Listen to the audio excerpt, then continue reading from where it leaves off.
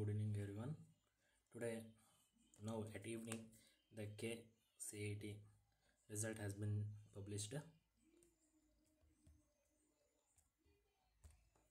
How to check this one? Go for the Karnataka Common exam today declared.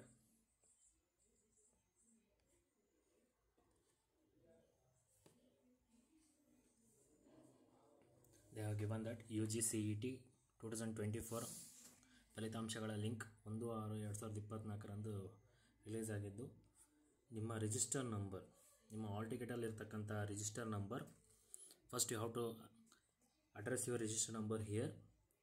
Example, they have given the number as given here, and the first 4 character of your name. First 4 character of your name means they have given the example CS Lahari. It means they have included CSLA as it is your name. With initial is there means you have to mention the initial also. Only 4 letters. First 4 letters you have to enter and you put the submit.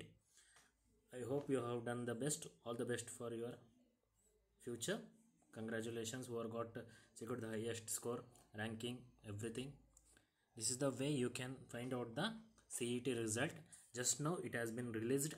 You can check your result and comment your ranking list result. Thank you. All the best for your future. Thank you all.